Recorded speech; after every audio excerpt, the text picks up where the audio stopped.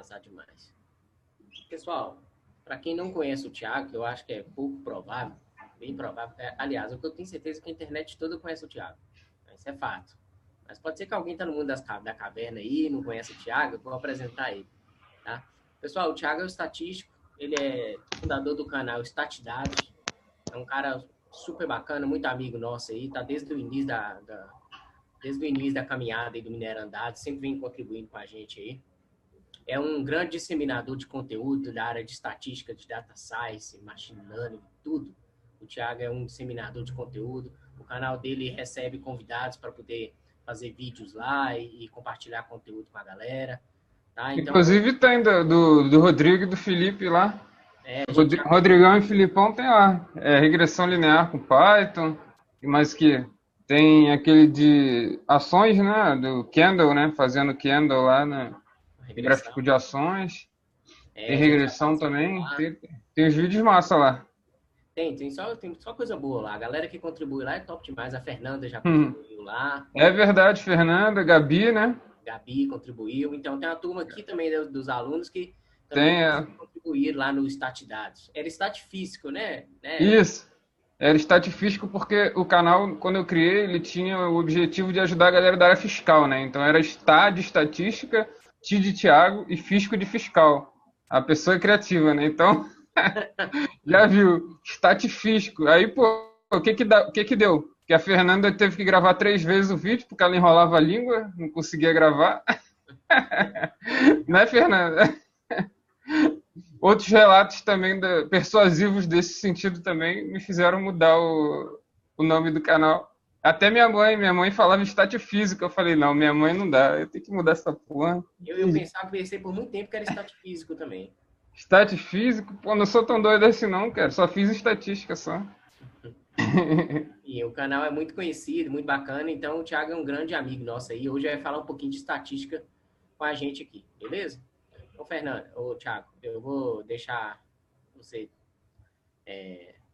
falar com a galera aí. Pessoal, vamos aproveitar, tirar dúvidas. Quem tiver dúvida, eu mutei o microfone de todo mundo para não ter ruído, que às vezes a gente esquece o microfone ligado, né?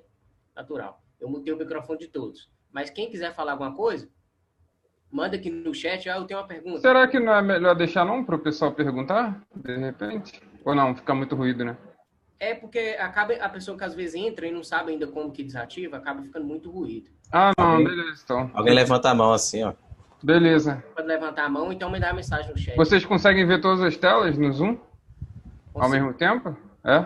Todas não, tem que passar do lado, a setinha aqui do lado. Mas dá pra ver a grande maioria. Entendi. Mas enfim, tem um chat também, só beleza, vai ter o VAR então aí. Isso, tá? Então vamos lá, Thiago. Beleza. Como é que muda a tela aqui para aparecer? Eu já tô aparecendo para vocês quando eu falo? Você tá aparecendo. A transparência não. Você quer mudar? Você quer mostrar o seu computador? Não, então. A ideia aqui é mais uma conversa, né? Eu tô fazendo algumas palestras no sentido de tentar mostrar a importância, né, da estatística na ciência de dados, tá? E eu queria colocar um pouco esses conceitos, né, para vocês, porque a estatística, né? O que é a estatística? A estatística é uma poderosa ferramenta de tomada de decisões, né? A gente consegue tomar decisões baseadas em incertezas, né? Minimizando essas incertezas. A estatística ela pode ser dividida em 4 grandes áreas, né? Que no caso é a estatística descritiva, a probabilidade, a amostragem, né? E a inferência estatística, tá? Na parte ali da estatística descritiva, você está interessado em quê? Você está interessado em explorar as suas variáveis, conhecer mais delas, distribuições de probabilidade das variáveis, né? Cada conjunto de variáveis vai seguir uma distribuição de acordo com as características dela, né? A gente pode ter distribuições discretas, contínuas, né? Discretas, no caso, quando a gente tem ali números inteiros, né? Quando a gente quer saber, por exemplo, número de filhos que uma mãe tem, número de carros passando numa ponte, isso tudo é discreto, tá? E números de carro passando numa ponte é uma distribuição de probabilidade chamada Poisson, tá? Aí a gente vai adentrando um pouco mais no assunto, né? Mas a ideia é, por exemplo, você passar por essa parte da descritiva, você conhece as suas variáveis, né? Você entende o comportamento das distribuições das variáveis, tá? Tem a parte do tratamento das variáveis, né? Você ali eventualmente vai ver no seu banco se ele está completo, né? Se tem alguma variável, tem variável com muito missing, né? Eventualmente a gente tem que imputar essas variáveis, né? E como é que a gente faz essas imputações às vezes, né? Será que é só colocar no lugar a média, né? Às vezes não é tão simples assim. Por exemplo, no censo, a gente tem um viés de não resposta em relação à renda, né? Porque é muito sensível, né? Quando a pergunta renda para a pessoa, as pessoas que têm uma maior renda, elas tendem a omitir a renda. Então, por exemplo, imagina que você coloca a média numa pessoa ali que tem uma renda muito alta, né? Mas ela omitiu. Você vai estar viesando ali a tua análise, porque a gente espera que essa renda seja mais alta do que a média, entendeu? Porque historicamente a gente vê que existe esse gap, né? Então ali será que de repente não era melhor fazer uma regressão, né? Ou seja, olhar as variáveis ali que estão contidas na base e relacionadas àquela pessoa e tentar inferir, se a pessoa ela tem determinadas características, ela mora em determinada área geográfica, tem diversas formas de você estimar essa renda da pessoa de uma melhor forma do que imputar sua média, né? Então, essa parte é da estatística descritiva, a parte da probabilidade, e a gente tira uma amostra, né, para tentar entender como é que funciona a minha população. Eu não consigo trabalhar com a população toda. Por quê? Porque às vezes eu tenho custo envolvido, né, dinheiro, eu não consigo coletar todas as pessoas do mundo para poder fazer uma análise, entendeu? Então eu tenho que ter técnicas de formas que eu tire um subconjunto daquela população que seja representativo, ou seja, à medida que eu for pegar esse conjunto e extrair média, extrair várias estimativas, que elas sejam representativas para a população. Isso a gente estuda em inferência estatística, a gente vê as propriedades dos estimadores, o que um estimador ele precisa, quais são as propriedades desejáveis para o estimador para obter estimativas boas, né? A média ali ela está representando, né? Do momento que eu tirei uma amostra representativa, eu quero expandir esses resultados da amostra para a população através da inferência estatística, tá? Então, a gente estuda o tempo todo esses tipos de técnicas. E para entender a importância da estatística na ciência de dados, a gente tem que entender primeiro os conceitos, né? A gente entendeu um pouco o que é estatística, agora um pouco da ciência de dados. O que é a ciência de dados? Para mim, na minha opinião, ela é um encontro de três grandes áreas, né? Que no caso é a matemática e estatística, tá? A parte de TI e a parte de negócios. Por quê? Porque, por exemplo, se você tem a parte da estatística, você tem os melhores métodos para selecionar as variáveis, você tem os melhores métodos para estimar, mas se você não tem um gargalo computacional, se você não tem uma forma de armazenar eficiente e processar o dado, você fica ali, não consegue fazer análise. E da mesma forma, se você tem essa capacidade, você tem a capacidade do computador de fazer isso, se você não tem a parte do negócio, você não sabe para que você está fazendo aquela análise. Qual o objetivo daquela análise? Que perguntas que eu quero responder? Entendeu? Então eu vou olhar para o dado e vou perguntar, o que eu quero fazer? Eu quero estimar para o próximo mês, entendeu? Eu quero só ter uma ideia ali do presente, o que eu estou querendo fazer. Às vezes uma estatística descritiva resolve, a gente não precisa pegar e tacar um deep learning, um modelo de lineares, entendeu? A estatística descritiva ela é muito poderosa, se você usar ela de forma consistente, né, de você entender ali o que está acontecendo, por que a estatística, o importante da estatística é você entender como as coisas estão funcionando ali por trás, entendeu? E você conseguir ter insights para melhorar aquilo ali. Por exemplo, vou dar um exemplo bastante simples, que quando você tem 3 números, você consegue inferir como é que é a sua distribuição dos dados. Por exemplo, se você tem a média, a moda e a mediana, tá? A média é a soma dos elementos dividido pela quantidade, tá? Bem simples, aquela do ensino médio lá que a gente faz para oferir o nosso desempenho, né? Para saber se a gente vai passar ou não na disciplina. A mediana é aquela que divide os seus dados em duas partes de igual frequência, tá? E 50% ali dos seus dados vai estar a mediana, tá? E a moda, no caso, é o valor que está na moda, né? O valor que está mais presente ali na distribuição, o valor que tem mais ocorrência. Então, consequentemente, é o valor que tem a maior probabilidade de ocorrência no seu banco, tá? E a gente pode inferir com esses três números, a gente consegue ver a simetria. O que é simetria? Você tem lá a curva normal, por exemplo. Se você traçar um eixo vertical, você olhar para um lado e ver a mesma coisa que você está olhando para o outro, você tem uma curva simétrica, tá? Aí, se você vê que ela está um pouco mais tendendo para a direita, a curva, a bundinha dela está indo para a direita, significa que ela tem a simetria à direita, positiva. Então, os valores estão mais concentrados à esquerda. E esse tipo de coisa, a estatística que vai te dizer. Então, é uma coisa poderosa. Você tem três números e você consegue representar uma distribuição. É muito poderoso isso. Entendeu?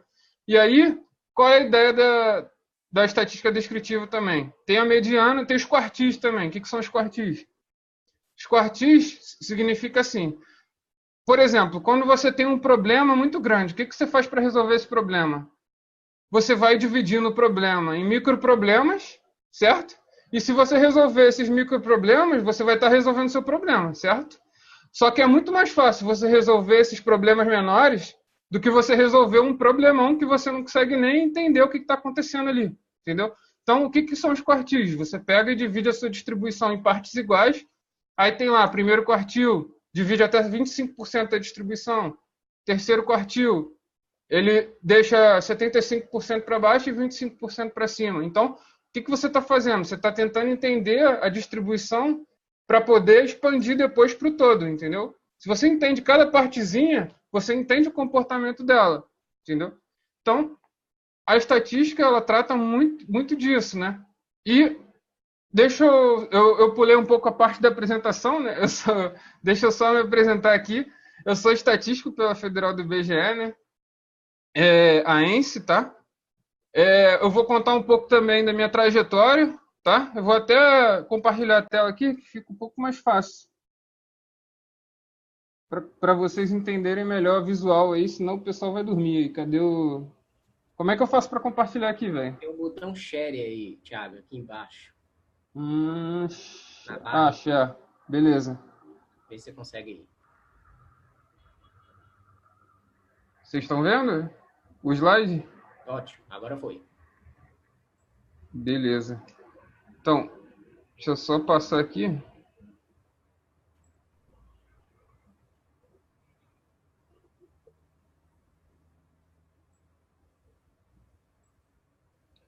Tá, então, eu me formei, né, em 2014, tá?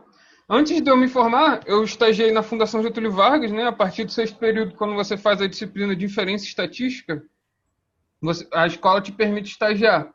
E aí eu comecei a trabalhar lá na Fundação Getúlio Vargas. Lá eu trabalhei com índice de preços, né? O índice de preço ele é muito utilizado para você deflacionar séries históricas, tá? O que é isso? Você tirar o efeito da inflação. Por exemplo, hoje, em 2019, o salário ele representa um poder de compra diferente de 2018. Por quê? Porque tem o efeito da inflação em cima. A inflação ela corrói esse poder de compra.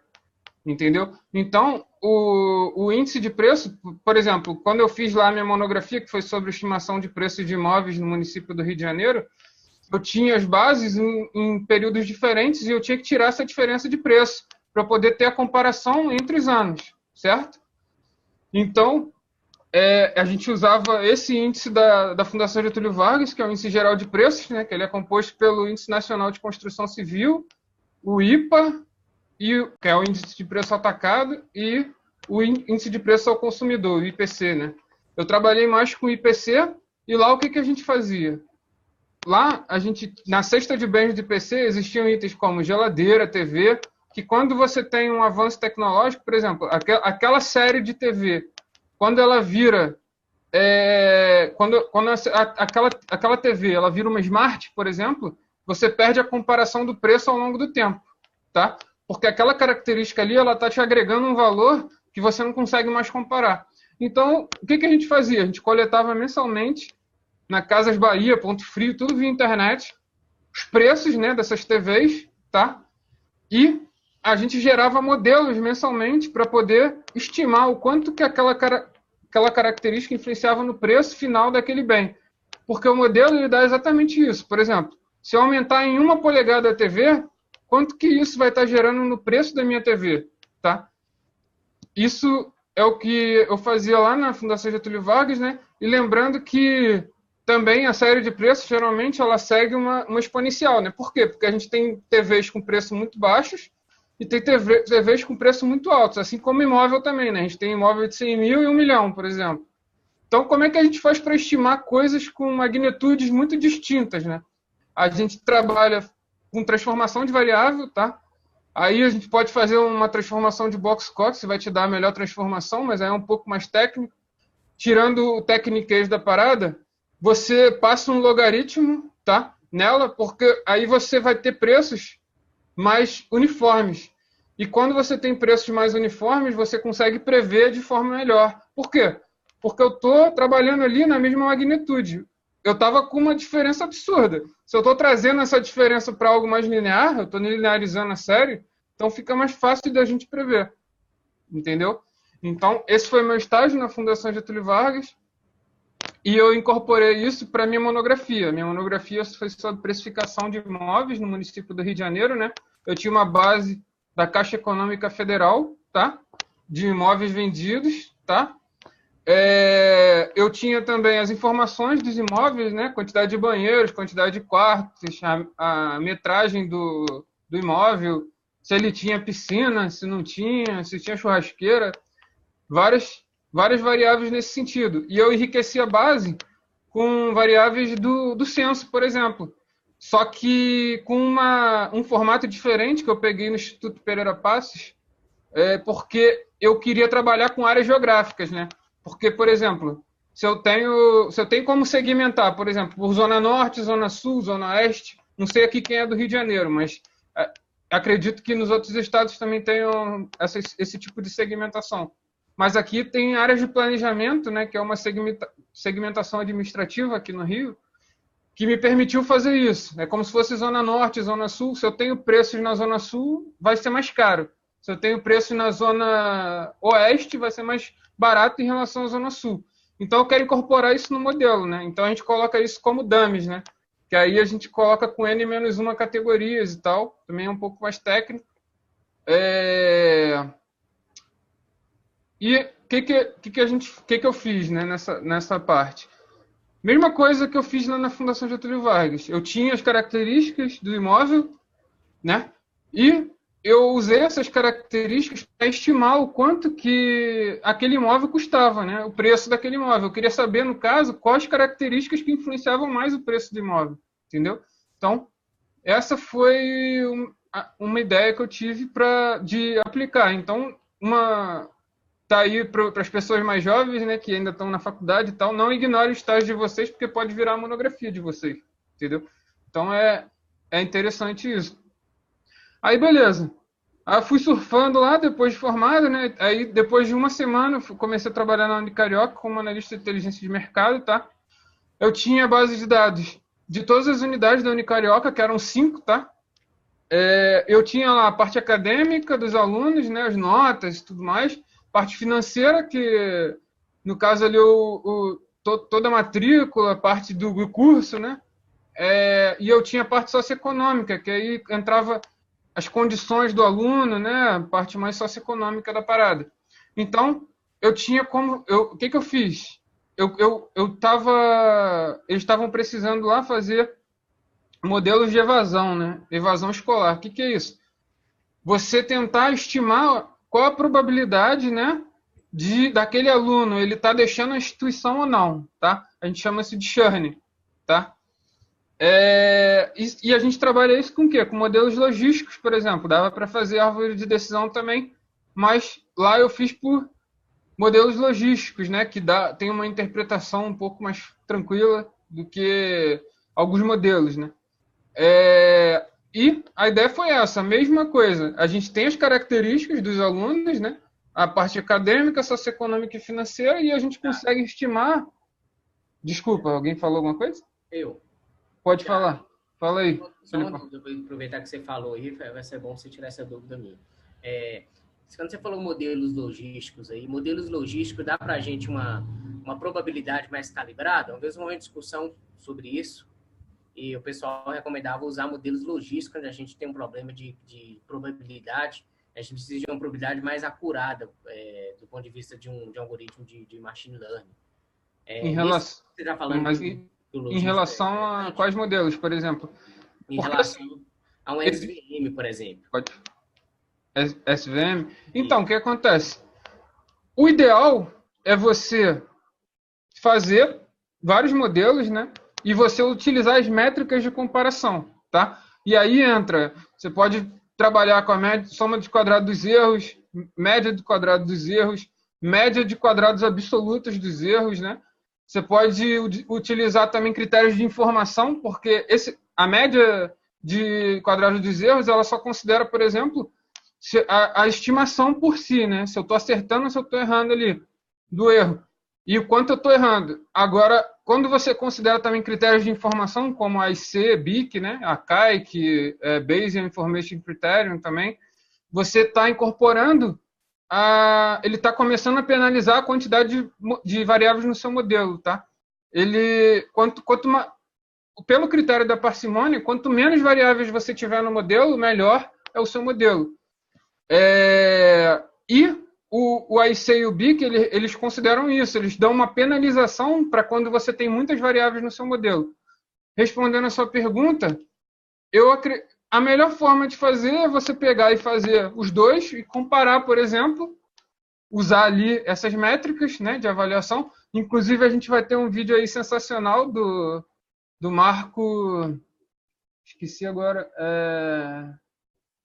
Eu depois coloco aí para vocês, eu esqueci o nome dele, mas ele é um cara feríssimo em modelos e ele vai estar fazendo vídeos de métricas de qualidade para a gente no Stat Dados. Vai ser em breve aí. E logístico também vai ter a Mariana Node também, que ela é estatística, tem mestrado em ciência da computação, e vai fazer também um logístico de crédito também para a gente, para ver se a aprovação de crédito, né, e tudo mais, ela vai fazer um trabalho desse com a gente. Eu não sei se eu respondi a tua pergunta, mas eu acho que é um pouco subjetivo isso. Por quê? Porque você tem que levar em consideração tanto as métricas que não consideram a penalização das informações, tanto as métricas que consideram as penalizações e também a quantidade de variáveis no seu modelo. Tá? Isso é importante também. Eu falo porque tá? eu vi uma discussão que tinha um problema. Eu estava com um problema seguinte. Meu problema era que eu precisava também de probabilidades, além do resultado discreto de uma classificação, né? Num problema multiclasse, eu tinha diversas classes. E aí, o meu algoritmo que eu estava trabalhando, no caso lá o SVM, o linear, com kernel linear, ele não me dava as probabilidades de uma forma calibrada. E a recomendação era usar um algoritmo tipo uma regressão logística. Mas estava desbalanceado ou não? Não, ele até acertava bem, a acurácia dele era boa, o score era muito bom, só que na hora de gerar a probabilidade, ele era ruim. Ele me dava uma probabilidade não calibrada. Aí uma maneira de calibrar a probabilidade, que o pessoal está recomendando, era usar um algoritmo voltado para um algoritmo logístico. Aí por isso que eu associei a coisa com a outra, mas... Entendi. Nesse caso, eu teria que investigar. Essa parte eu não sei não, cara. Nunca ouvi falar disso não. Mas o que geralmente se faz é comparar as métricas de avaliação mesmo, tá? Beleza. E aí foi um gancho interessante também que, reparem o seguinte, eu estava na aplicação lá, tanto na Fundação Getúlio Vargas quanto na minha monografia. O que eu tinha como variável resposta, né? O que eu estava querendo prever? Eu estava querendo prever o preço. O preço é uma variável contínua, tá? Eu tenho lá R$1.000 e alguma coisa, tipo, entendeu? Ele é contínuo e numérico, né? quando eu estou trabalhando com evasão, eu estou interessado se aquele aluno evadiu ou não. Então, eu estou com uma dicotômica. Minha variável resposta agora, ela é sim ou não, é 0 ou 1, sucesso ou fracasso. Tá? Então, é importante isso porque você já pensa, pô, às vezes tem modelos adequados para cada tipo de variável, entendeu? Então, por que eu tenho que estudar estatística? Porque eu preciso saber o que são as variáveis, que eu preciso saber o que é variável discreta, o que é variável contínua, se é categórico ordinal, categórico nominal, entendeu? Esse tipo de coisa. Então, tem que estudar estatística, não tem jeito. Para você refinar a sua análise, você pode até fazer um auto machine learning da vida, você vai achar um resultado. Mas se você quiser ter resultados acurados, você vai ter que saber estatística, não tem jeito, cara. Não tem como fugir. Beleza. Então, trabalhei com... Lá também fazia alguns relatórios institucionais em relação à instituição como um todo, né? E avaliação dos professores também, e socioeconômico dos alunos também. Beleza. Aí aqui eu já comecei chegou uma hora lá que me deram muito Excel, eu queria usar R, o cara falou que não podia usar R porque não tinha suporte, né? Porque era free e tal. Aí o que eu fiz? Fui embora, porque, pô, tá doido, né? Estudei pra caramba, pô, vou ficar num lugar que o cara não me deixa usar o software que eu quero usar, você tá brincando. Eu fui embora, pedi demissão. Aí eu fui trabalhar no caso. Aí o que eu fiz? Eu tava recém-formado, né? Quando a gente sai da faculdade, a gente sai mais ou menos com 50% do que a gente aprendeu, tá? Sendo aí bem otimista, tá? Então, o que eu fiz? Eu procurei soluções na internet, que aí foram cursos gratuitos, né? Que eu estudava. Eu tinha lá meu tempo todo, né? Que eu não estava mais trabalhando. E eu dividi o meu dia como se fosse estudando para concurso, entendeu? Pegava lá, sei lá, botava, vou estudar 6 horas. Aí botava lá, nesse dia aqui, eu fiz isso com cursos do Udemy não, no Udemy na época acho que não estava muito forte ainda. Foi ADX, Coursera, que tem universidades lá de fora, entendeu? Tem muito material bom pra caramba de graça. Pô, a Universidade de Harvard também tem muita coisa legal. Então, eu separei, fiz uma playlist, né? Exatamente, fui procurar, pô, o que eu preciso estudar? Aí eu fiz uma playlist, eu até divulguei isso aí, eu botei lá para o pessoal baixar e tal, uma planilha na época que eu estava estudando, né? E eu falei, pô, eu quero dar consultoria e eu quero fazer concurso. Então eu vou ter que revisar tudo que eu estudei na faculdade e eu vou ter que aprender as coisas novas para poder dar consultoria. Então eu fiz isso, eu dividi meu dia, fui lá estudando a parte de Data Science, fui estudando também a parte para revisar a faculdade, né, que também está dentro de Data Science, então casou muito bem, né? E aí eu fiz isso, eu comecei a dar aula pela internet, né?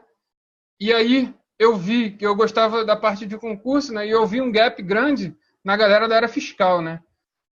Que fazia concurso para a Receita Federal e tudo mais. E lá tinha desde estatística descritiva até regressão linear, por exemplo. Cai muito nos concursos fiscais isso. Aí o que eu fiz?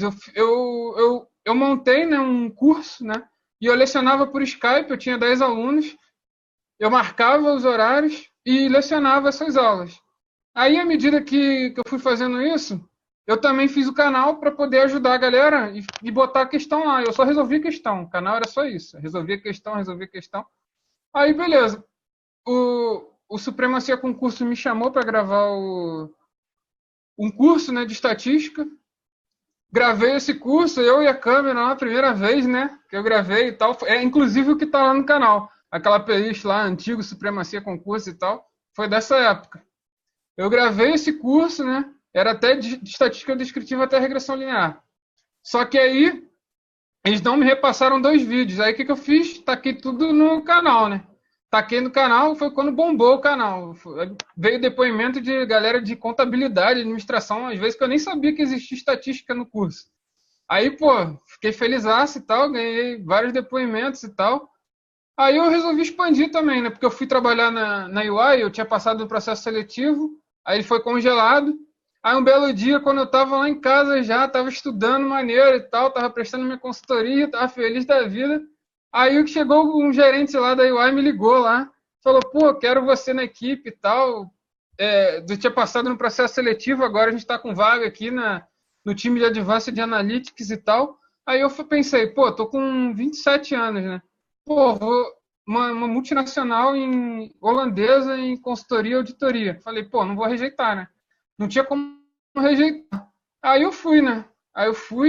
Aí lá na UI eu conheci mais esse lado de Big Data, que foi quando eu trouxe mais para o canal esse lado, né? Só que como eu não sou unicórnio, eu tinha que trazer a galera que também entende da parada, né? Trouxe a galera de Big Data, de Machine Learning. Fui trazendo a galera top, né? Top de linha e tal, Adriana Silva, vários nomes fortes, né? A galera aí do Mineirão. Então, trouxe bastante galera aí.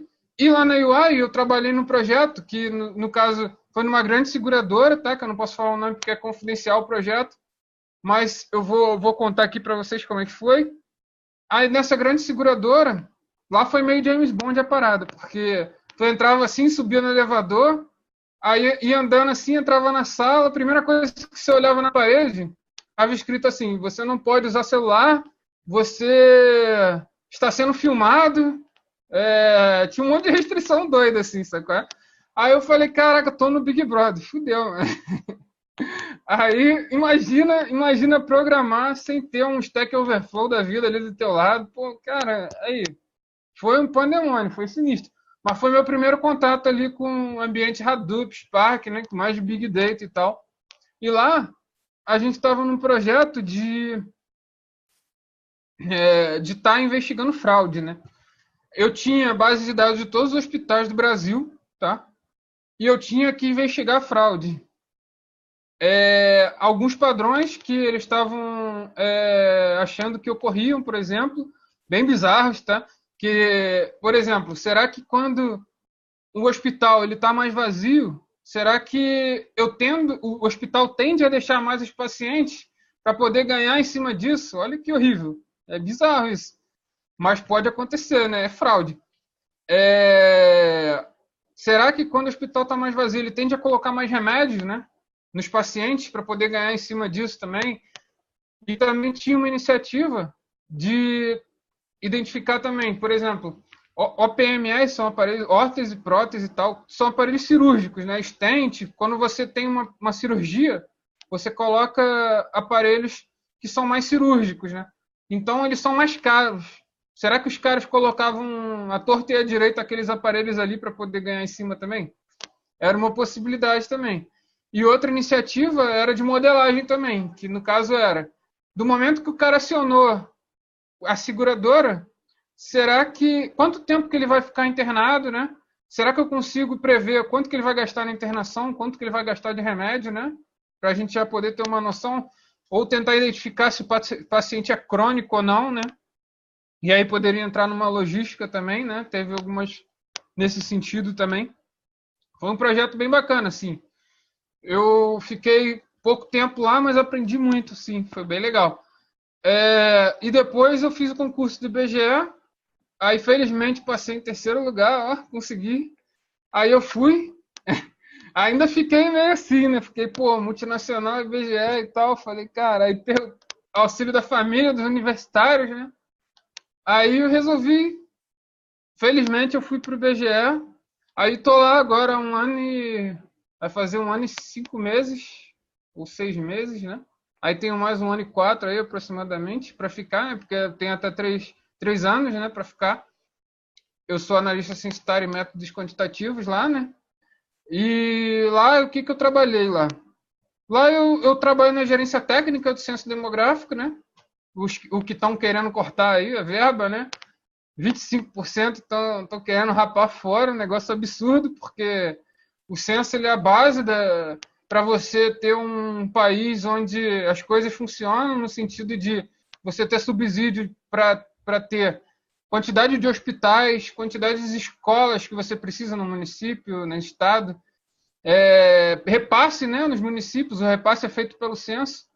Com os dados do censo, você consegue estimar quanto cada município vai receber financeiramente Tem também os marcos, né, amostrais. O censo é importante pra caramba. Tipo, mobilidade urbana, né? Onde eu vou colocar rampa para ter acesso à população para dar mais inclusão social, por exemplo, né? Então, o censo faz esse tipo de coisa. Eu trabalhava em quê? Eu trabalhava mais nessa parte também de tabulação para poder fazer os testes, né, do censo. A gente já teve algumas provas piloto e tudo mais para poder realizar o censo, né? E também eu dei apoio também para a galera da área dos povos e comunidades tradicionais, né, que são quilombolas, indígenas. Aí eu desenvolvi aplicativo lá. Um foi no Shine, tá?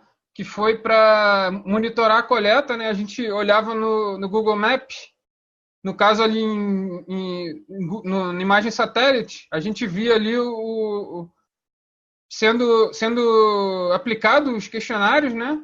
Em tempo real, assim, e a gente conseguia estimar ali o quanto que já estava da pesquisa, né? Preenchido e tudo mais. Foi um aplicativo maneiro, assim, que eu fiz lá no Shine, no R, que o Shine é uma biblioteca muito boa no R, tem o seu equivalente também no Python, não vou saber o nome, mas tem, o Filipão deve saber, depois ele fala para vocês.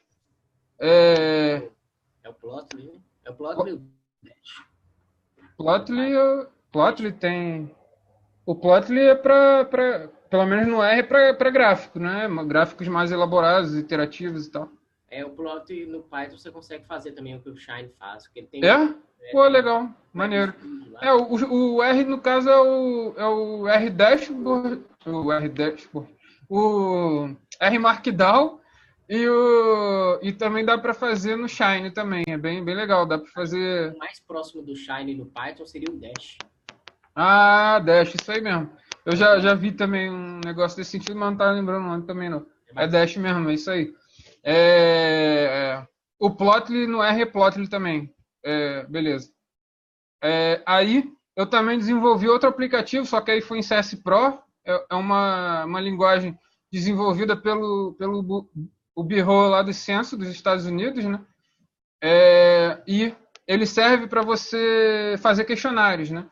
Aí eu desenvolvi esse aplicativo de coleta, né? No caso ali, para saber como é que está a saúde ali dos quilombolas, como é que está o acesso, né? Os quilombolas e os indígenas também, né? Aplicar esses questionários. E essa aplicação, ela pode rodar em Android também. Você pega e puxa, já bota no Android já. Aí os recenseadores, no caso observadores, né? Eles iam lá com o próprio celular, às vezes, ou... Na verdade, o DMC, o dispositivo móvel de coleta do IBGE, ele é um celular, tá? Eu não falo para ninguém não, porque eles não gostam que fale. Ele tem aquela capa bonitinha para o pessoal achar que não é um celular. Mas é um celular e às vezes é um tablet também. Então, basicamente, tu pega o que você desenvolveu e coloca lá no Android lá para eles fazerem a coleta, né? Então, basicamente, foi isso que eu trabalhei. Também dei aula no Exponencial Concursos, que aí era mais voltado para fiscal, e agora eu estou dando aula no Pense Excel, de R e estatística também. É um site novo que aborda aí Excel, R, Python, tem ciência de dados também agora, a gente vai pegar um pouco mais forte nesse sentido lá também. É bem legal, de repente dá para conferir lá também. Aqui, na verdade, era porque eu gosto de falar do censo mesmo, aqui eram as diferenciais, aqui os memes, olha que maneiro. Aqui foi para os estudantes lá, né? Então estatística vai ser tranquilo, né? Porque eu só tirava 10 no ensino médio, aí a cara dele, será? Será que vai ser mesmo? Aí, hoje vamos entrevistar ele, o estudante que sabe explicar o que faz um estatístico. Ninguém sabe, quando você pergunta assim, ninguém sabe, né? Nos primeiros períodos. Aí aqui, eu não sei se, eu acho que as carinhas estão na frente, né? Mas vou tentar tirar aqui. Eita, calma aí. Tá dando pra ver. Minha família não sabe o que um estatístico faz. Aí tem a carinha aqui do ursinho triste, né? Porque geralmente é assim, né? Quando a pessoa fala assim, pô, sou estatístico, beleza. Mas, pô, tu faz matemática? Eles perguntam, né? Pô, tu trabalha no IBGE? No meu caso é até verdade no momento, né? Mas na maioria das vezes não. Tem essas coisas também. Estatística ainda não estava tão disseminada, né? Esse hype da ciência de dados foi bom que trouxe esse lado da disseminação da informação, da estatística, né? Mas também, por um lado, foi ruim porque trouxe uma banalização muito grande das técnicas estatísticas. E pelos motivos apresentados por mim aqui, acho que vocês entenderam um pouco da importância, né? Que é a estatística. E agora eu quero apresentar também algumas aplicações aqui mais tradicionais e vai ficar um pouco longo, não sei se pode ser? Então, finanças, seguradoras, inteligência de mercado, telecomunicações, indústria, saúde, marketing, pesquisa, né? Academia. Ó, na finanças, você pode ter análise e acompanhamento de carteiras de investimento e transações financeiras. Você pode ver ali, como é que tá? Será que a carteira que eu fiz ali, será que ela está rentável? Se não está, né? Essa parte mais financeira da parada. Modelos de escoragem de crédito aplicado a empréstimo. Pô, será que eu sabendo as informações da pessoa previamente, eu vou oferecer empréstimo para aquela pessoa que está me devendo, que eu sei que ela tem um histórico que deve, que ela não cumpre com as suas obrigações e tudo mais. Tem como você pegar informações de diversos lugares, né? Hoje em dia, você pode tem a ética também na parada, né?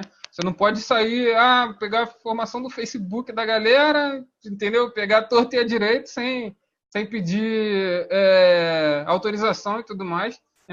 Às vezes acontece, infelizmente, né? Mas não é uma boa prática, tá? Eu acho que umas empresas igual Serasa, por exemplo, acho que tem como você comprar os dados, né? Anomatizado, uma coisa assim. Uma coisa Tem empresa aí que vende dado pra caramba, cara.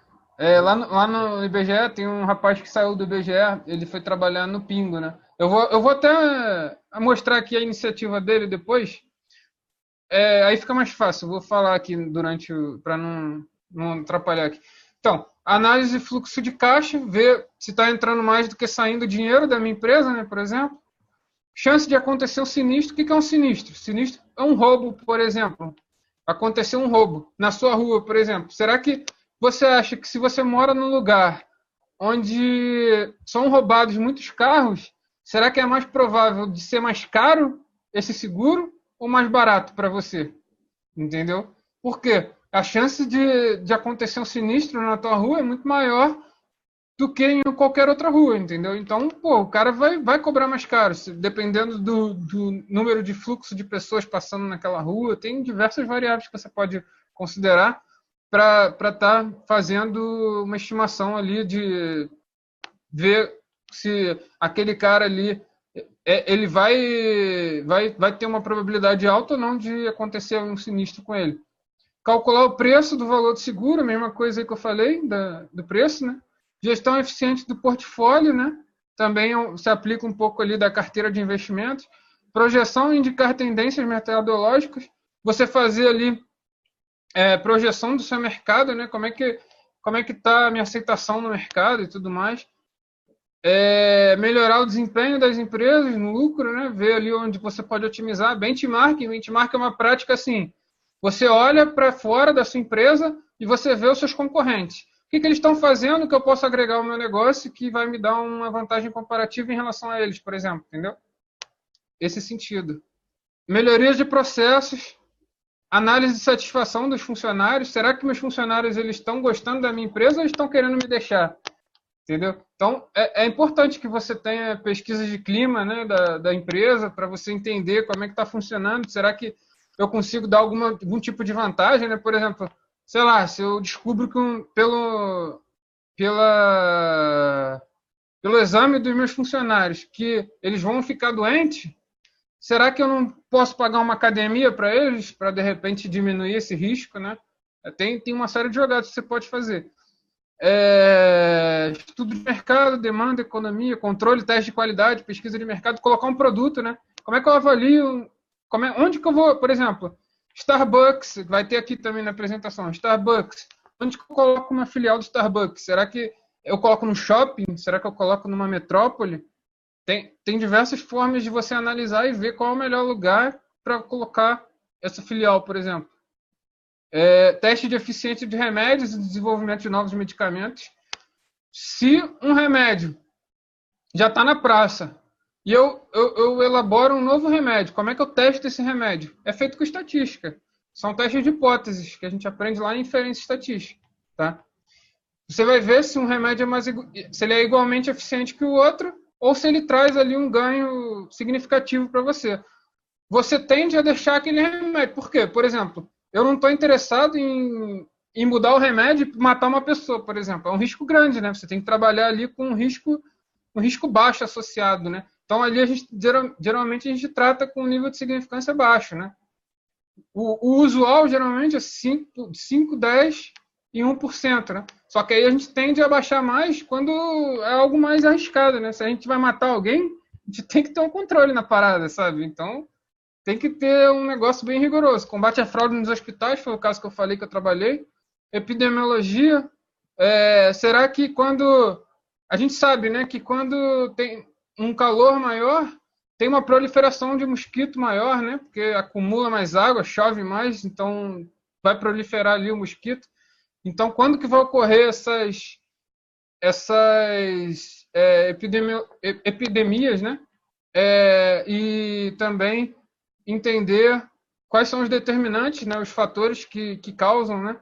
E a gente pode entender isso como fatores sazonais também, porque fatores sazonais são efeitos calendários, por exemplo. A gente pode considerar, nesse caso da epidemiologia, o calor, no caso o verão, como uma sazonalidade.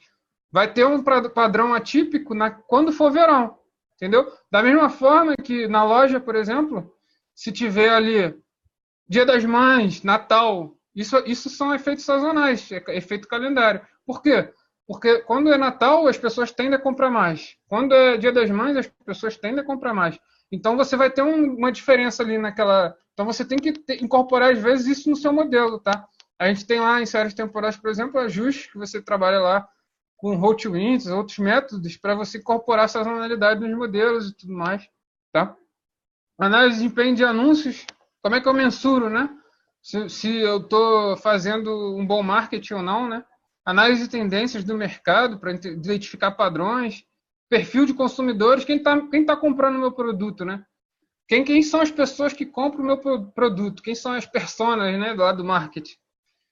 Pô, será que são as pessoas que têm de 20 a 35? O YouTube é bem legal, né, para saber isso. Lá no meu canal, é de 30, se eu não me engano, é de 25 a 45 é onde tem mais gente. A maioria homem, né, a cuecada, né, infelizmente, a gente está pedindo ajuda aí do Mineirando para trazer mais mulher lá pro canal, né, porque tá fogo lá, porque tem homem pra caramba naquele negócio lá. E na tecnologia em geral, né, eu acho que a gente tem que incentivar, porque as mulheres, elas são até melhores que a gente, cara. Cara, você já viu mulher dirigindo? Dirige, passa batom, vê o celular, olha pro lado, cara. É um bagulho doido, cara. O negócio é muito, muito, muito acima da gente, cara. Não tem como, não. Aqui, pesquisa de novos métodos estatísticos, né? Desenvolvendo metodologias, aí a parte mais acadêmica, né? Trabalhar em governo, né? IBGE, IPEA, vários órgãos para você pode trabalhar. Você pode administrar disciplinas, né, nas faculdades, escolas de nível médio, técnico. Aí, beleza, essas são as ocupações tradicionais. Vamos ver o que é novo, né? Aí tem Big Data, esporte, jurimetria, streaming, Serenata do Amor, aplicações de Taximine, Pingo e Waze, mais Rio. Vamos lá, então. Big Data. IoT, qual é o conceito de IoT, né? Os equipamentos conectados, né? Celular, a geladeira ali que mede a pressão, o celular que está ali conectando seus dados o tempo todo, né? A gente está sendo perseguido ali pelo Google o tempo todo, a gente está em qualquer lugar e o Google está falando que você está ali, né? É bem invasiva a parada, né? Mas acontece, né? Eu estava vendo no outro dia um maluco postou no LinkedIn que ele desligou os dados dele e ofereceram mais barato o aluguel de carro para ele. Um bagulho bizarro, né? Porque isso é falta de ética, né? Não pode, né? Você ser pela sua pessoa você ser cobrado mais caro, entendeu? É a falta de ética. Aí aqui, no caso, a Nike ela desenvolveu um tênis que, no caso, você vai caminhando e ele vai gerando dados acerca da quantidade que você caminhou, da sua pressão, né, os seus batimentos cardíacos e tudo mais. Então, o IoT é isso, os objetos conectados, né? Danone, o grego, né, ele é muito perecível, então você tem que fazer otimização de rota para chegar mais rápido, porque senão ele estraga, né? Então você tem que ter uma logística ali de Big Data para poder fazer essa otimização. Starbucks, que nem eu falei, você tem que saber onde você vai colocar as lojas, então você tem que fazer uma análise estatística ali, entender quais são os locais que você vai lucrar mais, né? O drone lá na Embrapa, eles estão usando para você coletar, por exemplo, eles tiram fotos, né, da plantação, e aí eles veem se a planta está estressada, se não está, se ela está produzindo bem, né? Então é um avanço grande, né? Porque você, imagina um drone está tirando foto e você consegue avaliar a qualidade da tua produção. Então é um negócio bem avançado, entendeu? Bem legal. Isso aqui é uma ocupação tradicional, mas eu acho que a forma que ela está sendo feita, eu acho que é um pouco diferente, né? Vôlei, verificar a eficácia de determinado jogador, observando a frequência com que ele converte seus pontos para a equipe. Você pode também avaliar aquele jogador em específico, quantas vezes ele marca, né? Aonde que ele está jogando na quadra, se ele está permeando, faz aquele mapa de calor, né? Tipo no futebol, aonde que aquele cara está percorrendo mais na quadra e tudo mais, né? Para poder você entender, né? Tem um filme muito legal que é o Moneyball, tá? Ele é um filme que um jovem recém-formado em economia, ele auxilia um cara que é um diretor do Oakland Athletics, a construção de um time competitivo, do nada, assim, pegando caras que não eram tão bons assim, mas o cara consegue usar a estatística de tal forma que ele dá vantagem para o time dele, ele constrói um time bem conciso junto, e ele consegue chegar, se eu não me engano, ele ganha ou chega na final nessa competição, não estou lembrando agora. Mas vale muito a pena assistir esse filme, é bem legal. No futebol, né? Será que eu consigo identificar um Neymar, por exemplo, na base de dados nas categorias de base, por exemplo? Imagina a quantidade de dinheiro que eu ganharia se eu não identificasse um Neymar lá na categoria da base, né? Antes dele entrar para os grupos mais oficiais e tudo mais, né? Então, tem esse tipo de coisa. Você pode ver a quantidade de passes certos, chutes a gol, o mapa, né, cloroplético, né, que é o do calor, né? Aí, jurimetria. Você pode pegar ali aquelas decisões, né, dos maiores litigantes das ações consumeristas da Justiça Estadual para identificar ali padrões, né? De litígio quando pessoas estão brigando na justiça, né? Eu entro, a Claro, ela tirou, sei lá, fez uma cobrança indevida para mim, eu entro na justiça para cobrar da Claro. Claro, é um litígio isso, tá? Isso aqui são iniciativas da Associação Brasileira de Jurimetria, né? Estimar o volume de trabalho proporcionado aos processos da matéria de empresarial, né? Análise exaustiva dos processos de recuperação judicial. Recuperação judicial é quando a empresa está falindo e ela pede recuperação judicial para tentar não falir. Tá? Caracterizar a taxa de reforma, o juiz ele deu uma decisão, aí em segunda instância ele pode reformar ou não a decisão que ele deu. Então, quantas estão sendo reformadas e tudo mais. Analisar o tempo de processo de adoção também, foi uma iniciativa bem legal. E isso com texto, né? Análise de texto. A gente tem um documento lá, você consegue fazer o OCR lá, analisar ele e fazer a análise textual lá. Aí aqui, a Amazon tem uma ampla variedade, né, de dados gerados aí em aplicativos móveis, web, e a diferença é você trabalhar isso em streaming, né? Como é que eu tomo decisões em tempo real? O dado está chegando para mim, eu estou querendo tomar decisão em tempo real, como é que eu faço? Entendeu? Então, é um desafio, né? Você trabalhar com dados em tempo real. Análise de sentimento, tem até lá no meu canal StatDados, o Cleverson Cachoeiro, cientista de dados da Logcomex, ele fez um vídeo lá para análise de sentimento quando estava nas épocas das eleições, né? Aí como é que estava em relação ao Twitter o sentimento das pessoas em relação aos presidenciáveis, né?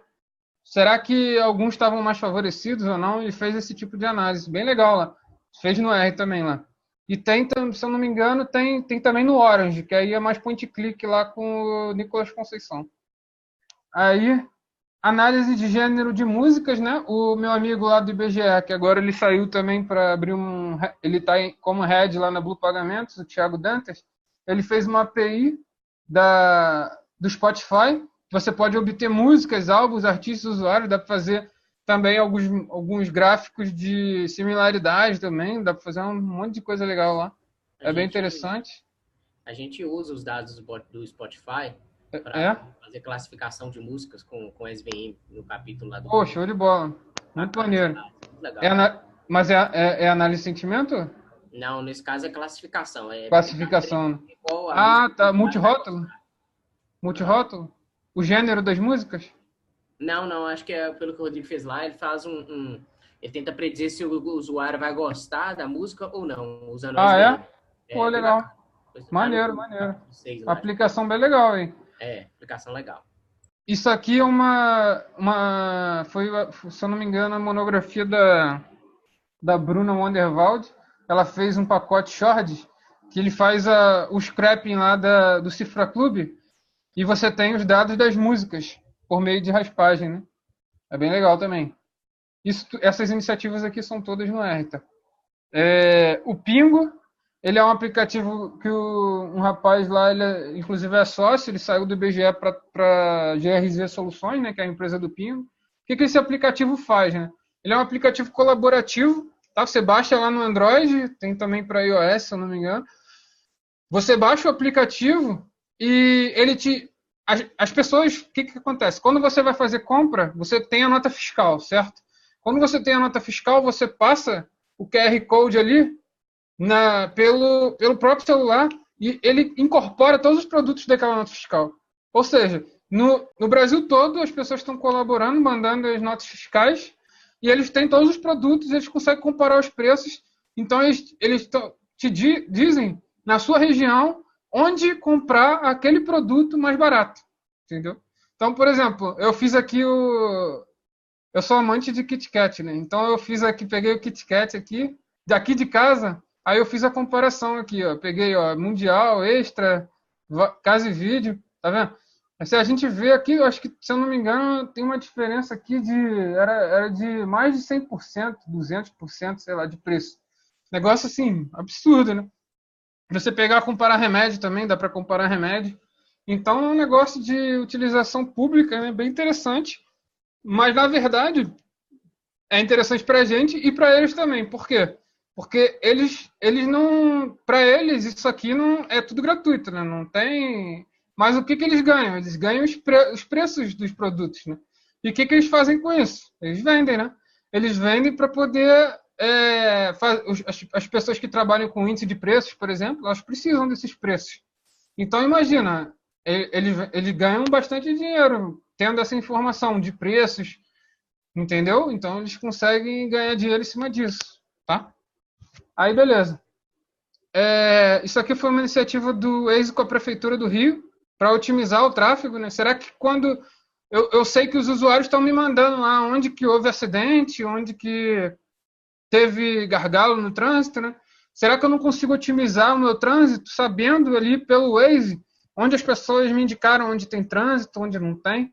Foi uma iniciativa da Prefeitura do Rio com o Waze. Isso aqui é uma iniciativa sensacional, não sei se todos vocês conhecem, Serenata do Amor, tá? Foi uma iniciativa de um cientista de dados, que ele é pós-graduado em ciências sociais, tá? Aliás, ele tem doutorado em ciências sociais, tá? Então, aí cai por terra também as pessoas que têm preconceito com outras áreas, tá?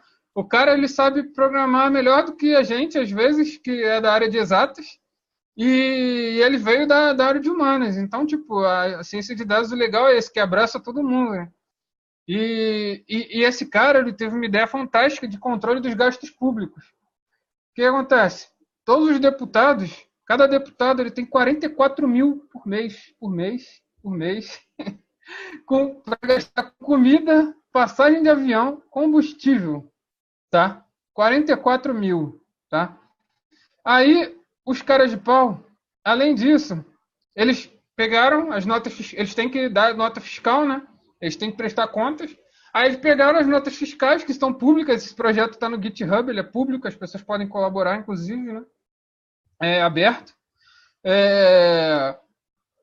Eles pegaram essas notas e avaliaram. Pô, aonde que tá tendo um gasto mais elevado, gastos estranhos, né? Aí o que eles viram?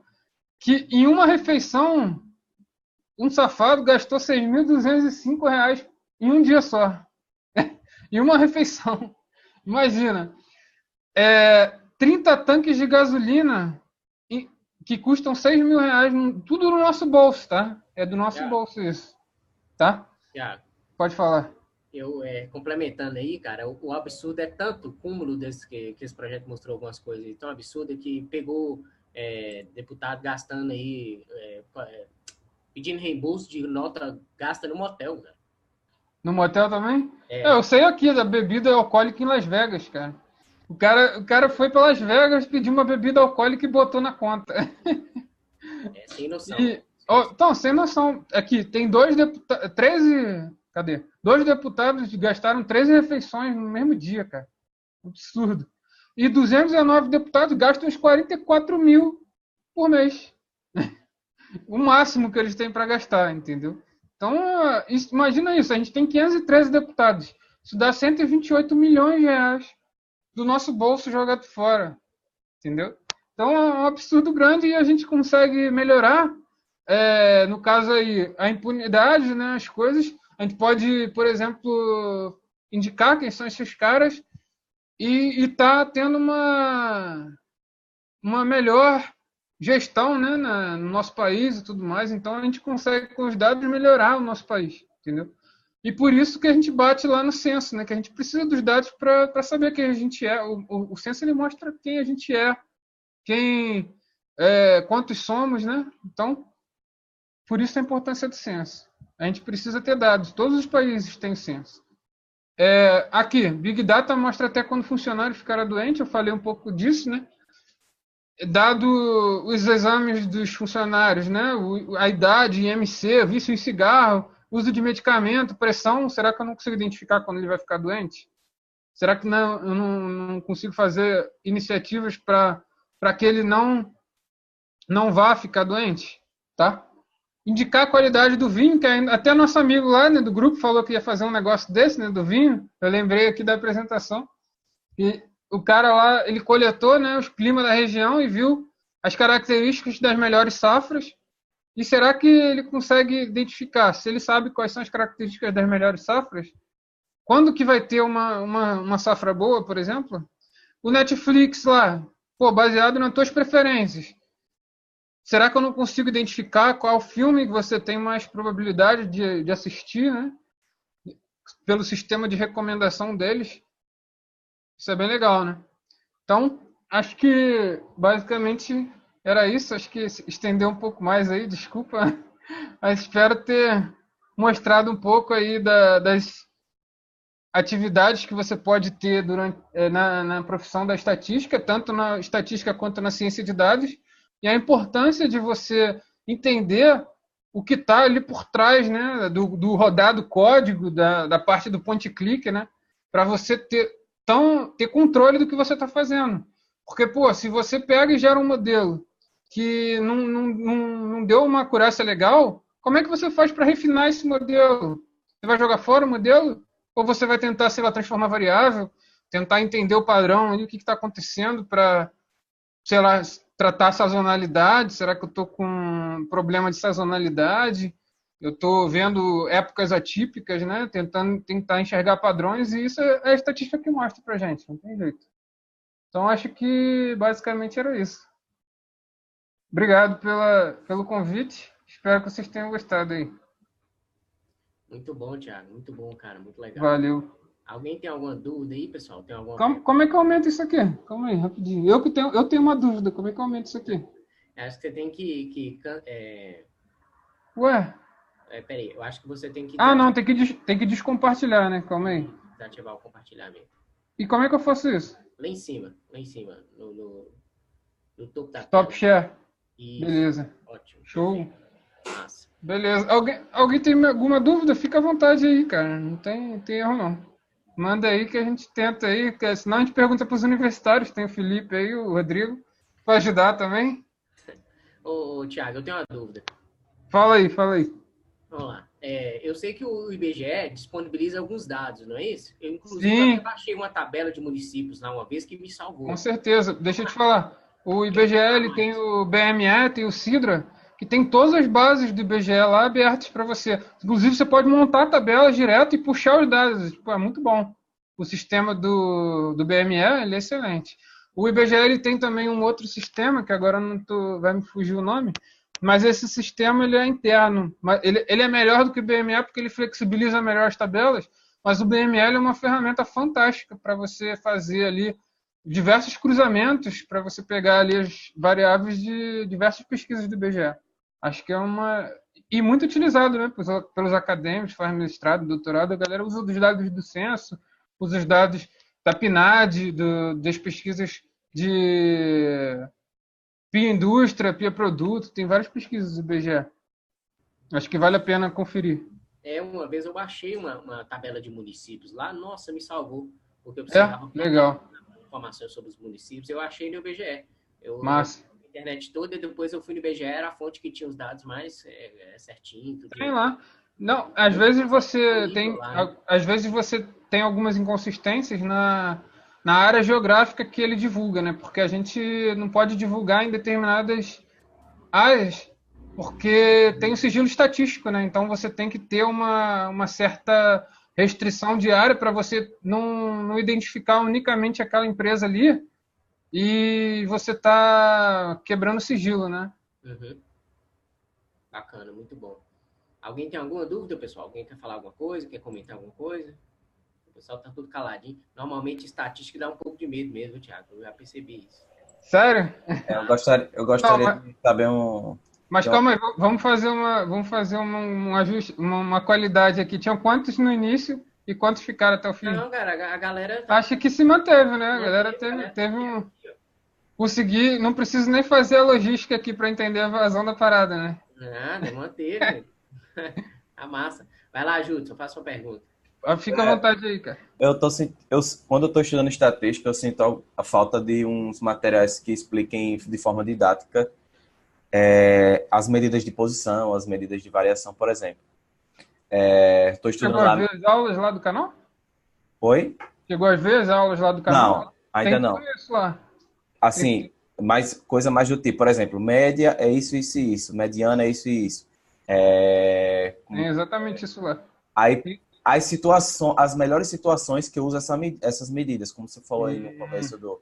Entendeu? Por exemplo, nessas Entendi. situações assim, é melhor utilizar a mediana por isso, por isso, por isso. E nessa situação é melhor usar a média. Porque Então, assim, a gente sabe a teoria, mas na hora de fazer as análises, a gente não sabe qual a medida usar de forma melhor, entendeu? entendi. Então, você tem que. É interessante que você trabalhe aí no caso para você entender como é que está minha variável, né? O que a média representa, né? A média é um ponto de equilíbrio, né? E ela é volátil.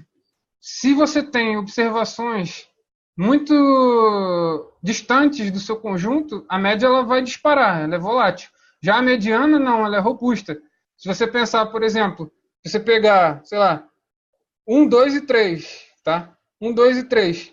A média aqui, 3, 5, 6 dividido por 3, 2, tá? Aí se eu pego o 3 e boto um 100 na parada, vai ficar 100 com 1 e 2. Vai dar 103, tá? Então, olha quanto você jogou para a média longe, entendeu? Então, uma observação, ela joga a tua média longe. Agora, por exemplo, a mediana, né? A mediana, para número ímpar, ela é o do meio aqui, por exemplo, tá? Então, ó, quando você tem 1, 2 e 3, quem é a mediana? É o 2. Quando você tem 1, 2 e 100, quem é a mediana? É o 2 também. Ou seja, ela não foi influenciada pelo 100. Então ela é mais robusta.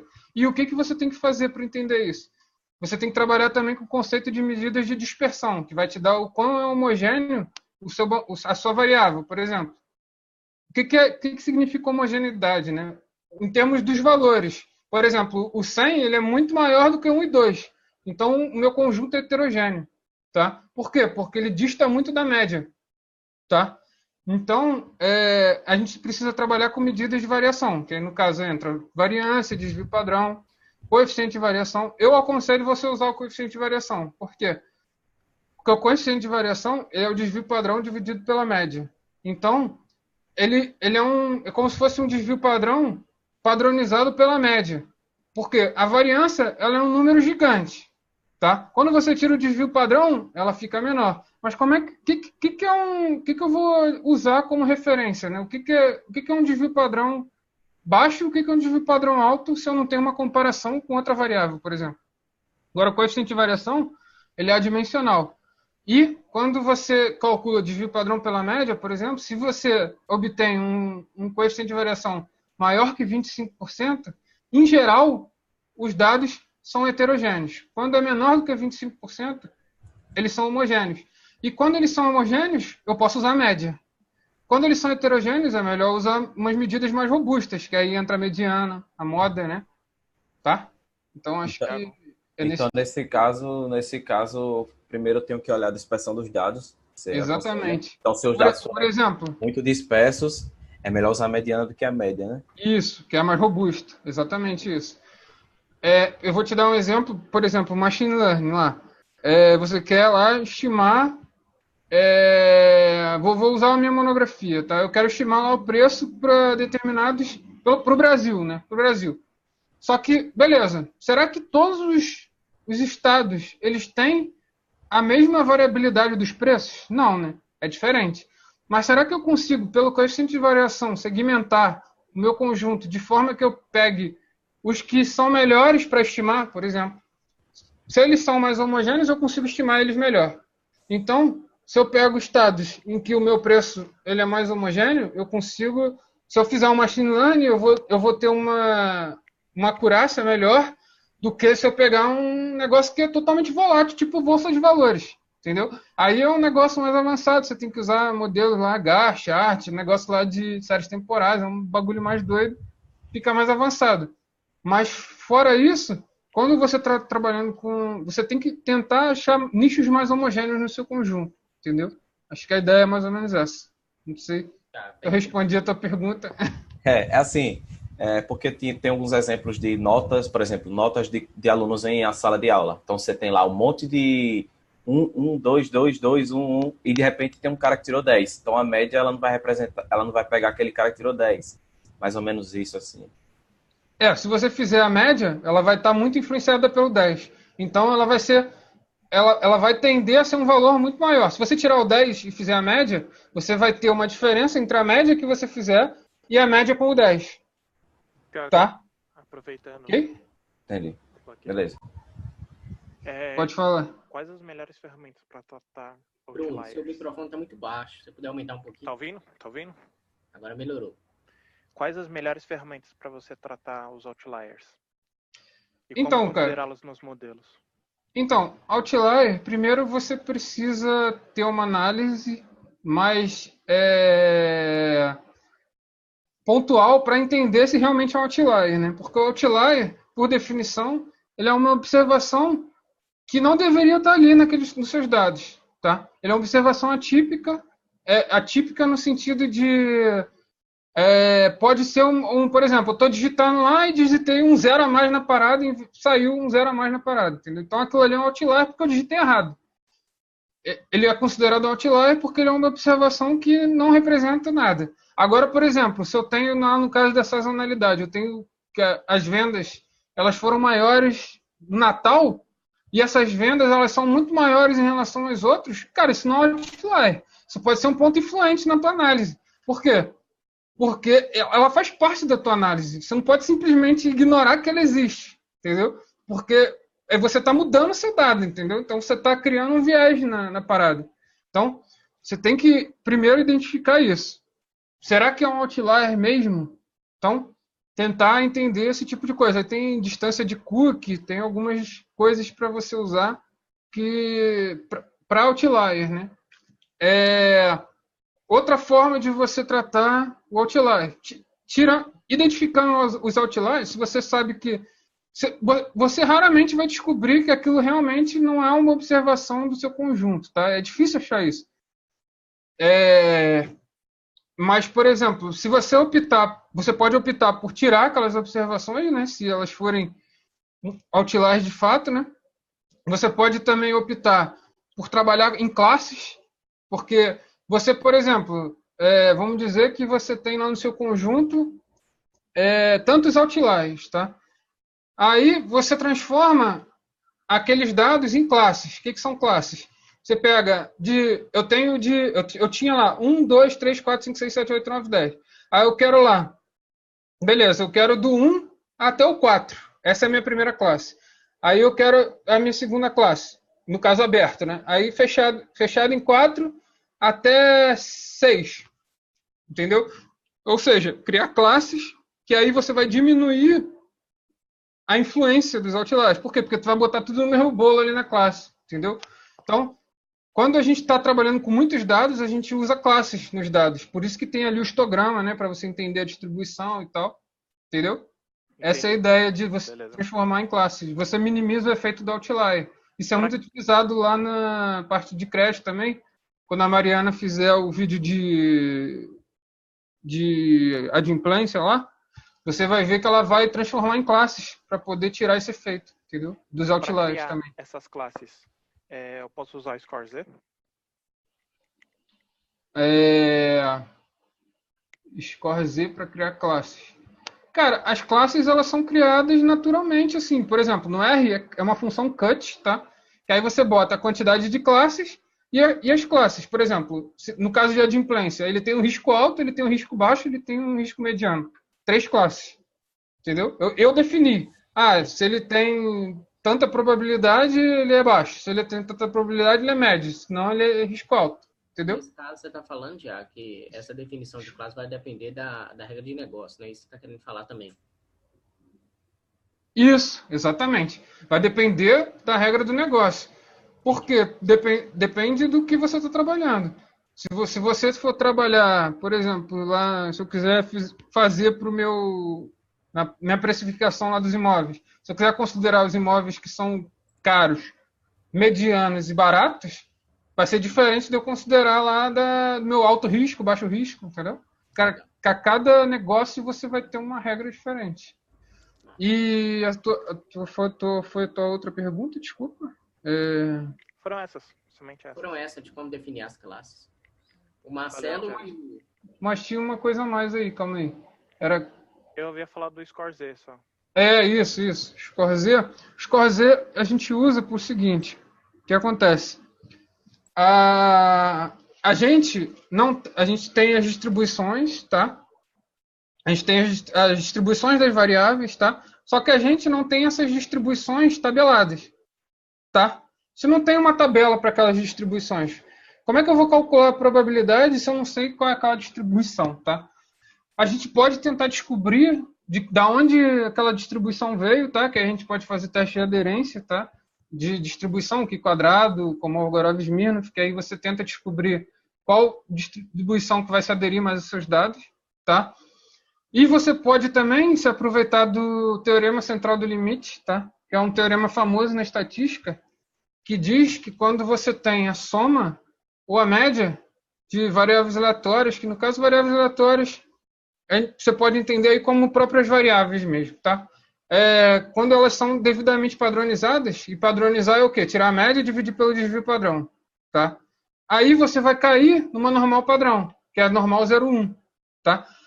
O que são essas variáveis Z? Elas são as variáveis padronizadas. Você está levando para algo que você não conhece para algo que você conhece. Então, ali você tem uma facilidade de você estar descobrindo as probabilidades. Por quê? Porque antes você tinha uma distribuição que você não conhece. Agora você tem uma coisa que é conhecida. Você tem as probabilidades ali naquelas tabelas, né? Então, você consegue ter a probabilidade associada àquilo ali. Entendeu? É isso. Mas alguém aí com dúvida? Marcelo e tem o Jonathan também estava com a mão levantada. O Jonathan também está. Quem fala primeiro? Marcelo e o Jonathan também estão as mãos levantadas aí. Vamos lá, Marcelo. Boa noite, Thiago. Boa noite. Eu queria perguntar a você, recomendações para quem tem interesse em ciência de dados, mas não vem da área de estatística.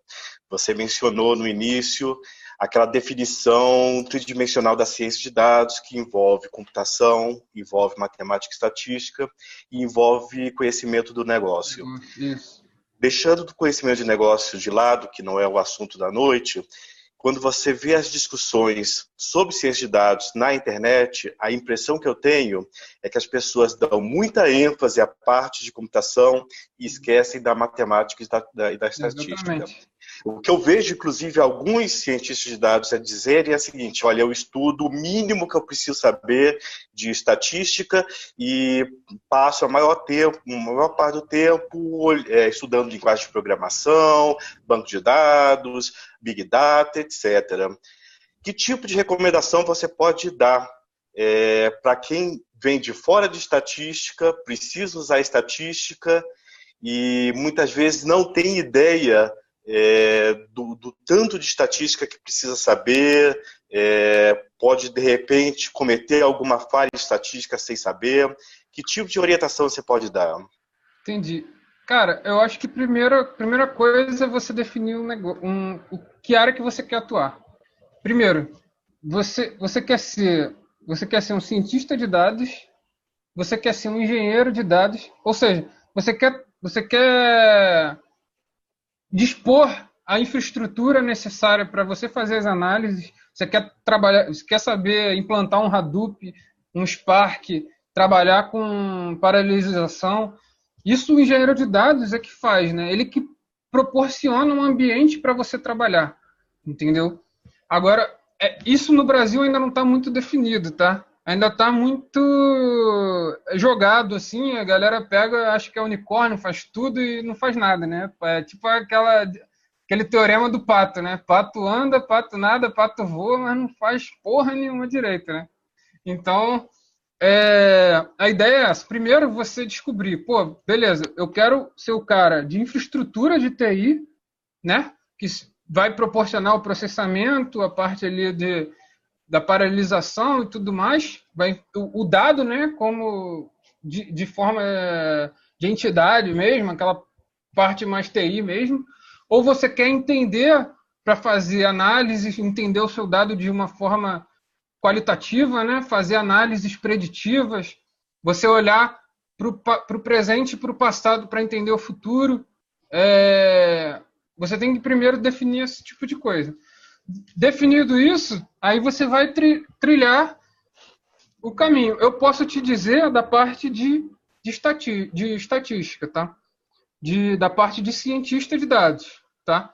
Eu aconselho você pegar, por exemplo, o livro que eu compartilhei lá no outro dia lá no Telegram, que é o livro do Bussab, tá? Que é um livro que é assim, bem didático, tá? Ele formou vários profissionais de estatística e profissionais que não são de estatística, tá? Ele é, assim, o melhor livro de estatística que eu conheço, básico, assim. Ele é muito didático, tá? Dá para entender fácil com ele as coisas. Então, eu aconselho você pegar e entender um pouco mais essa parte, né? Tentar pegar alguma linguagem, que aí, no caso, aí eu acho que você deve estar estudando Python, né? Então, tentar aplicar o que você está aprendendo, porque é importante, porque ali, quando você está na teoria, fica um pouco vago, né? Agora, quando você está tangibilizando, fazendo as coisas ali no R, no Python, você entende melhor, né? Porque a gente precisa disso. O ser humano, nós seres humanos não entendemos muito o que é abstrato. A gente tem que tangibilizar aquilo ali para entender de uma melhor forma, tá? Então, acho que a ideia é essa.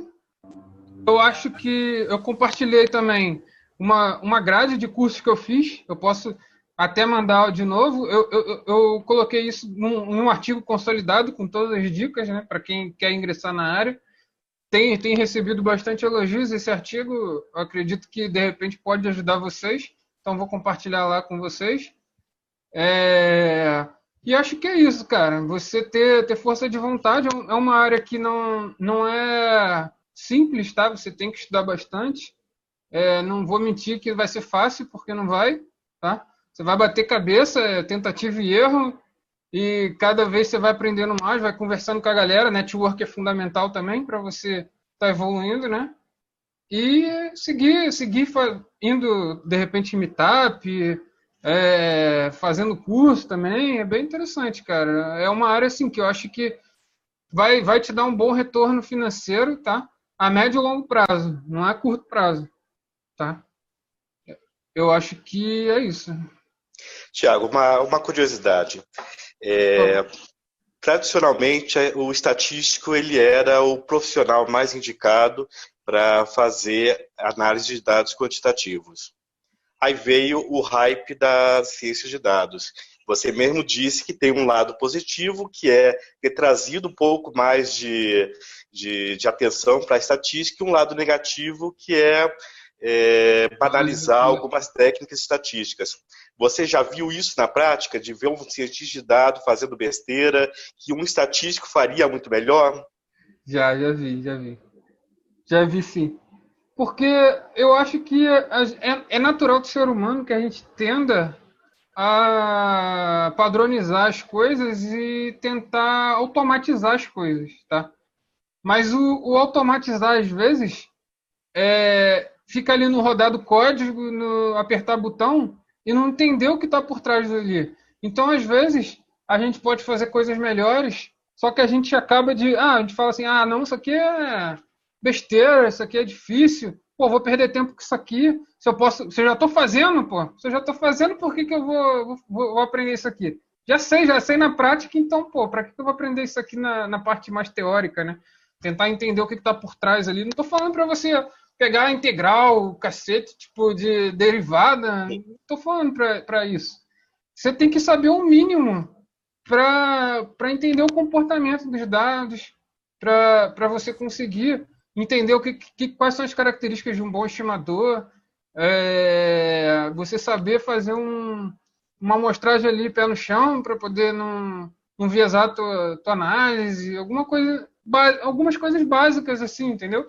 Não é para você, virar doutorado em estatística, pegar malucão, sabe, sair desenvolvendo fórmula doida. Eu, inclusive, eu sou um pouco resistente a entrar no mestrado e doutorado por causa disso, que eu não gosto muito desse lado feio da estatística, que é um monte de letra grega, romana, essa coisa misturada. Eu gosto mais de tangibilizar as coisas. Eu gosto de trazer, legal, isso aqui vai virar um diagrama. Diagrama, a fórmula da variância vai virar um algoritmo. De que forma que, vou fazer o quê? Primeiro eu pego, faço a soma aqui, pego as observações, tiro da média, aí qual o próximo passo? Aí vou lá e levo ao quadrado. Aí depois faço o quê? Dividir por n, por n menos 1 ou por n não. Então, tentar transformar essa coisa em passos, porque eu acho que a gente entende melhor. Fica mais fácil de digerir, né? Eu não gosto muito daquela coisa doida de fórmula, não. E letra doida, K maior ou igual a zero, porque isso aqui.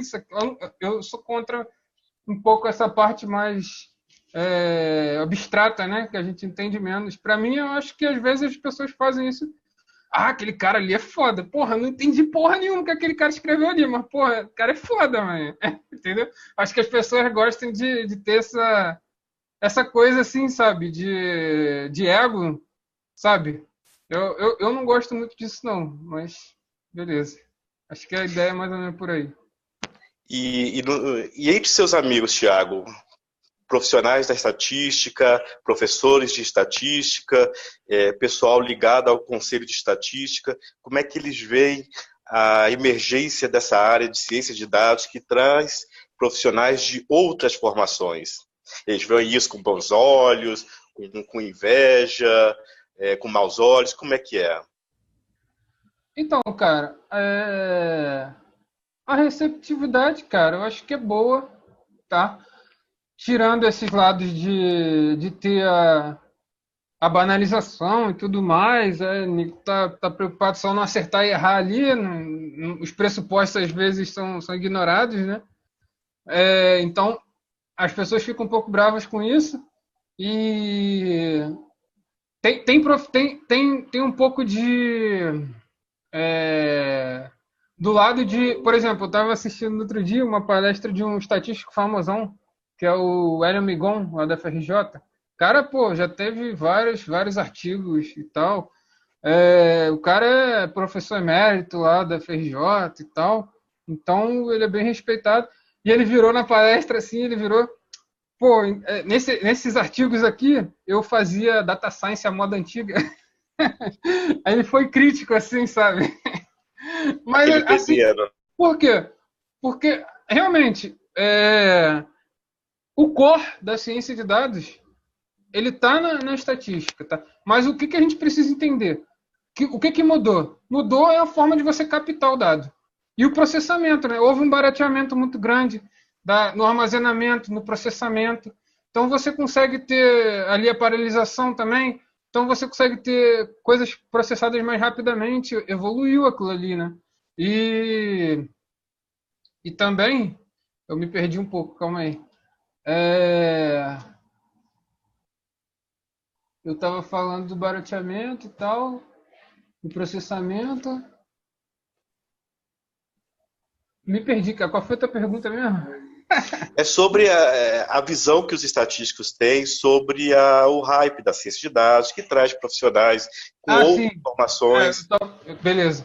Eu estava falando, então, o que mudou foi que hoje em dia a gente consegue processar vídeo, imagem, texto, áudio. Então a gente consegue captar dados diferentes que precisam de técnicas, às vezes, diferentes, tá? Apesar de a gente usar muita estatística também dentro dessas vertentes, a forma de você captar esses dados, isso a gente precisa de TI, cara. A gente precisa saber processar, a gente precisa saber o conceito lá das padronizações de TI, entidades e tudo mais, que você que sabe muito, quem é da área de TI sabe muito melhor do que eu isso, né? E a gente tem que saber também a parte da junção dos bancos, né? Fazer um left join, outer join, os joins da vida, né? Aí entra também a parte muito da programação, que antigamente era muito banalizada pelos estatísticos, tá? Antigamente a gente tinha um pouco assim, estatísticos que não usavam programação e estatísticos que usavam programação, entendeu? Tinha gente que ia mais para o SAS e tal, que era uma linguagem mais estatística também, que nem o R e tal. Mas o SAS ele é muito caro, né? Tem empresas grandes e tal. E tinha parte da galera que usava o SPSS, softwares mais amigáveis, né? Então, acho que as discussões vão evoluindo, né? Tinha discussão, tanto dentro da estatística também, tinha guerra com os estatísticos clássicos e os estatísticos bayesianos, né? É uma outra forma de você ver a estatística também, é uma outra vertente, né? Então, tinha muita essa briga também entre os estatísticos clássicos e os bayesianos. Hoje em dia, isso está mais unificado também, graças à ciência de dados também. Acho que houve mudanças positivas e houve mudanças negativas. Acho que a ideia é mais ou menos essa. Ok, Thiago, obrigado pelas respostas. Valeu. Vou passar agora para outro colega. Obrigado. Qualquer coisa, qualquer dúvida estatística, manda lá. Certo, ok. Vamos lá, Jonathan. Obrigado, Marcelo.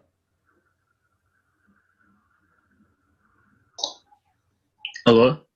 Opa. Tá escutando? Sim. Tô escutando. Só não tô vendo, mas tô escutando. Minha dúvida é a seguinte, cara. Como a distribuição das minhas features, elas influenciam no meu modelo?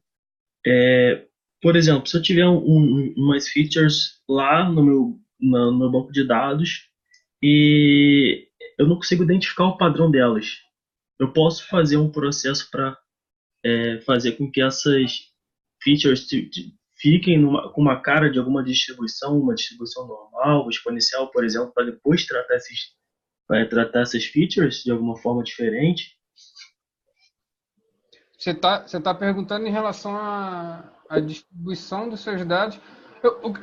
A primeira pergunta acho que é um pouco diferente da tua segunda, mas vamos lá. A tua primeira é assim, você quer entender o que as tuas variáveis vão influenciar também na tua variável resposta, por exemplo. Uhum. O que a gente pode analisar aí, né?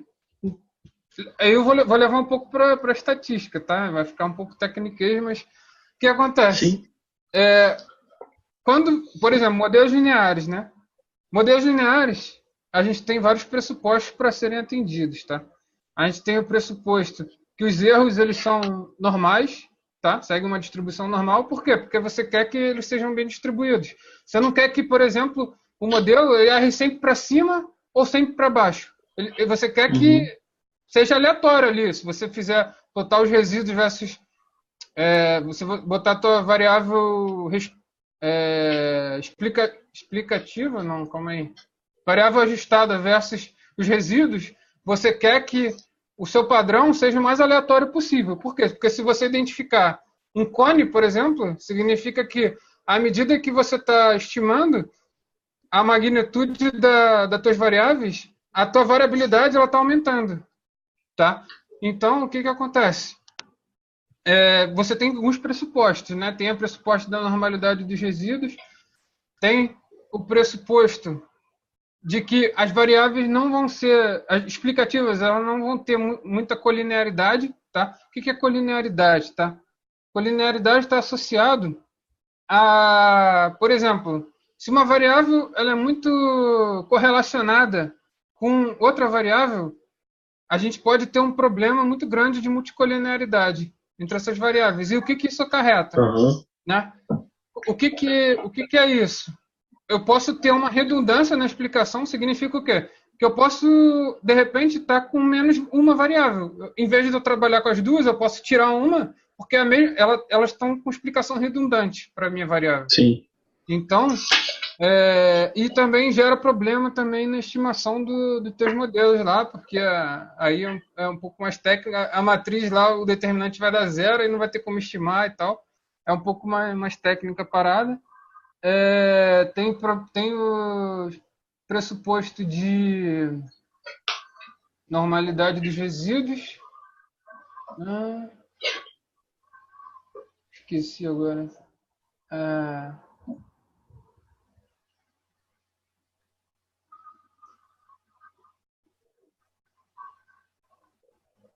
Autocorrelação serial também. Por quê? Por exemplo, se eu tenho um negócio que eu chamo de cross-section, né, que é uma foto no tempo, né? Eu tenho ali vários anos, só que eu tirei uma foto ali daquele ano, tá? Se eu tirei uma foto daquele ano, aquelas variáveis que estão ali, elas tendem a ser muito correlacionadas, porque é o mesmo ano, né? Então, quando eu tiro uma foto ali, eu posso estar com problema de autocorrelação serial. Por quê? Porque as minhas observações do passado podem influenciar nas do futuro, tá? Então, isso também não pode ocorrer. É um outro teste. Você faz o teste de Derby-Watts. Para o teste de normalidade, você pode usar o Shapiro-Wilk. Tem vários testes, tá? O modelo de regressão linear ele tem esses pressupostos. O logístico ele já relaxa mais esses pressupostos. A árvore de decisão também já relaxa esses pressupostos, entendeu? Porque ali a minha variável de resposta não é mais linear, né? Então, respondendo a tua pergunta de se as tuas variáveis lá, por exemplo, lá na parte de modelo de precificação, quando eu tinha que a minha variável seguir uma exponencial, eu usava o ln para transformar a variável. Isso é uma transformação nas minhas variáveis, tá? Eu posso estar transformando o preço, por exemplo, que aí no caso foi o y, mas eu poderia transformar o x também, tá? Que são as minhas variáveis, tá? Então, eu posso ter uma série de transformações na minha variável. Eu posso usar também a padronização também para ficar na mesma escala, tá? Então, tem uma série de medidas que você pode fazer para entender o comportamento. E isso vai influenciar nos pressupostos do modelo, tá? Acho que é um pouco isso. Não sei se deu para entender. Eu vou viajar. Sim. Muito bom. Depois eu volto para a Terra. Muito bom, muito bom. Mais alguém tem alguma dúvida ou a gente pode finalizar? Porque já está dando 9h10, 9h12. Aqui é 1h12 da manhã. Caraca. Fica à vontade aí. Pessoal, então a gente pode finalizar, né? Acho que tá todo mundo aqui entendeu tudo. Eu fritei a cabeça aqui, acho que eu devo ter entendido uns 20%. Tá bom. Muito bom, Thiago. Foi muito legal, cara. Valeu. Obrigado. Galera, muito obrigado. Eu que agradeço pelo convite. convite. Também quem saiu mais cedo aí também, que participou com a gente hoje, foi muito bom, viu? Muito obrigado.